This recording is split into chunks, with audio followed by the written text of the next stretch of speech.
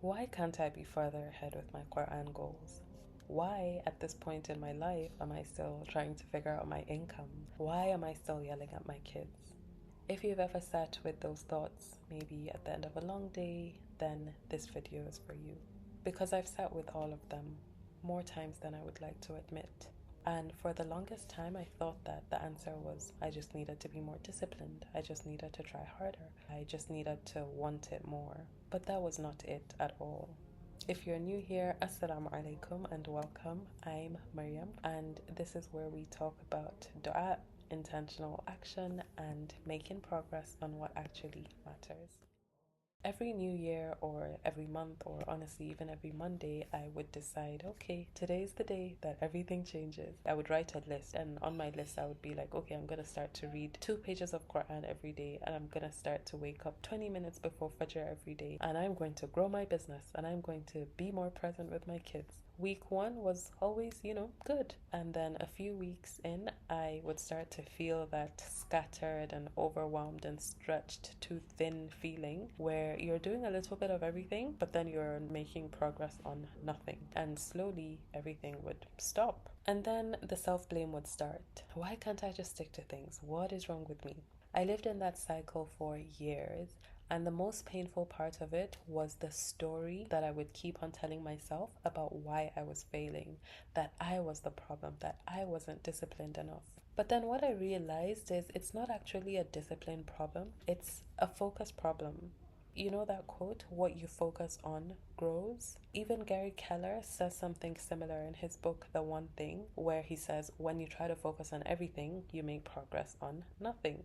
I remember when this really hit me. It was during COVID. I had a newborn, I was in a new country, I had no family nearby, no help. Me and my two young boys at the time, it was just us. I was in full on survival mode. And instead of facing everything that needed my attention around me, I would just numb myself. I found that days and weeks were just passing and I had nothing to show for them. And then I had a journal that I was keeping at that time, the 5-minute journal. One of the prompts in the journal is a question. I think it says something like, what do you want to do better tomorrow? And my answers was always, I want to be on my phone less. And I realized I was writing the same thing again and again. And so I made one decision.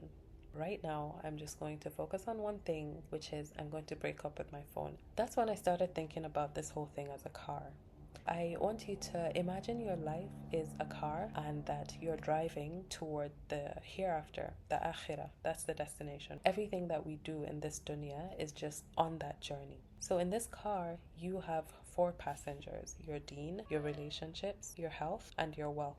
All 4 of these passengers matter, and all 4 of these passengers are coming with you on the journey. But only one of them can sit in the driver's seat at a time. The other passengers are still there, they're still in the car, you're still tending to them, but they're not driving, not right now. And so the question that you ask yourself again and again and again is, who needs to drive right now?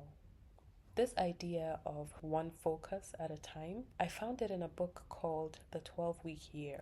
I remember reading it many years ago, but then I put it down because it felt like it had nothing to do with me, like my own life as a homeschooling mom. It was businessy and serious. But then when I found myself in a rut, I remembered the concept from that book, and that was that 12 weeks is actually enough time to make progress on something if you're focused. And so I got out my notebook and I started trying to apply it to my life. Every week on Sunday, I would sit down with my notebook and I would write down what needed to get done for that one focus. My mission for the whole 12-week chunk was to keep on showing up to that notebook, to see where I was at, and to keep on asking myself, am I showing up for this thing? Am I showing up with ihsan? Do I really want this for myself? That simple 12-week practice changed so much for me, subhanallah. So I want to ask you now, which one of your 4 passengers is needing to drive right now? Which one of your 4 passengers keeps on nudging and keeps on coming up in your thoughts? Let that one drive for the next 12 weeks and trust that the others will get their turn. I'm not trying to say don't take care of your kids if your health is needing your attention. I'm not trying to say don't sleep well if your business is needing your attention, but then give your best focus and energy and attention to that one thing that is crying for your focus and energy and attention. And I don't think I mentioned, but dua was a big part of my getting out of a rut at that time. All of this eventually became the foundation of a group coaching program that I offer, which is called the 12-week Dua Challenge, because I wanted other sisters to have the same experience. It's a 12-week program where myself and a group of sisters come together, pick one area that we want to focus on, and make real progress through dua and intentional action, which I call ihsan level action. We do this together every week because a big part of why we fall off is that we try to do everything by ourselves. So the next cohort of this group coaching program opens this summer, inshallah, and I will share the waitlist link in the description. If you are curious, interested, just sign up for the waitlist. And finally, I want to leave you with this.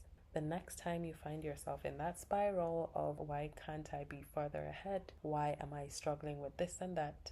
I want you to remember, focus, focus, focus, focus. It may not be a discipline problem after all. Thank you so much for watching. Jazakillah khair. Until next time, Assalamu alaikum wa rahmatullah.